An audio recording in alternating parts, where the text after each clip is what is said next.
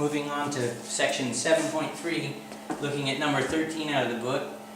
This is finding the point of intersection between lines. That's the focus of chapter 7, only this way is called combinations. And what you do is you actually line these up. As I said before, when we were talking about substitutions, you take the information from one equation and put it into the other. That's how you put the lines together, and that's how you find the point of intersection. In this case, we're actually putting them together by adding them together, like so, and that's how the information from both equations get combined, which is what suggests we're combining the lines, and the only place they can be combined, or the only place they cross each other or are equal to each other, is at the point of intersection. So by adding these together, the negative 2w and the positive 2w cancel out, and they set that up on purpose to make this problem easy. Later on we'll see some examples where it's not so easy in a different video. This is going to make 5v, so the w has effectively dropped out of the picture, and this adds up to be 5. So we solve for v, and we find out that v is equal to 1. So that's half of our point. Now we just need to figure out what w is. And at this point,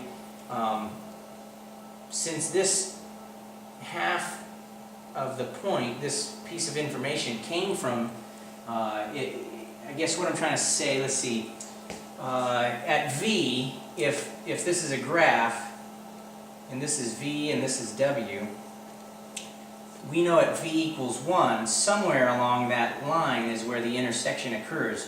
We just don't know how high, which is the factor of w. We don't know what w has to be equal to. When v is equal to 1, we don't know what w has to be equal to land on that point of intersection. But it's really simple to figure out what that is we just plug v back in.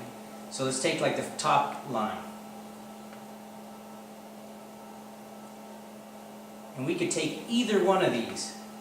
That's what I'm trying to say, is that since at v equals 1, we plug into this line, it's going to give us what w position, which is what we're about to see right here.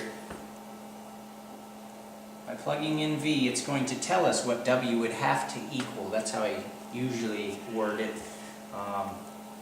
Take away 3 from both sides. 2, so negative 2w equals negative 2, so solve for w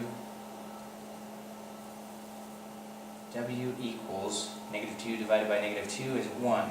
So aha, now we know when v is equal to 1, w is also equal to 1, so that's where our point of intersection is. And if we had plugged in v equals 1 into this other equation, because remember we used the first equation, we plugged it in, it would still tell us v equals 1. Just to prove it to you, let's try it.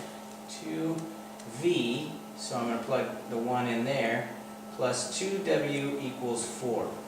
Let's see if it really gives us the same information. Minus 2, that's gone. 2w equals 2. Divide by 2, w equals 1.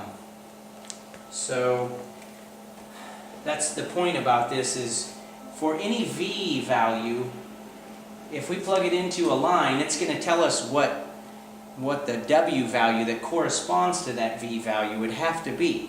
So it doesn't really matter where that line's coming from. When v is equal to that number, it's going to stop at a w value that sits right on that line. So if the other line's this way, let's say, and we plug in the v value, it's just going to spit out that same point, because that's the point of intersection. Sometimes explaining these things, the wording, putting it into words makes it sound more complicated than it really is. But it's actually a simple concept once you wrap your brain around it. So, combinations, we put the lines together to get rid of the w so that v can be by itself, and we can force it to tell us what v is equal to. Once we have that v value, we take it and put it back into either one, and it spits out the w value that goes with it. So if we list these in order of V and W, in other words, that's V and that's W, it would be 1, 1 as our point of intersection, and we found it using combinations. And we even went through and checked. Well, no, we didn't check, did we? This was me proving that it doesn't matter which equation you use, you will still get the same W value. If I wanted to prove that 1, 1 really is on either one of those lines, I could check it by plugging it back in. Put a 1 there, minus 2, 1, which is almost redundant because we got all this information from there in the first place. 3 minus 2 is 1. It checks out. Same thing would happen if we plugged it into these two and worked it out. So that is combinations.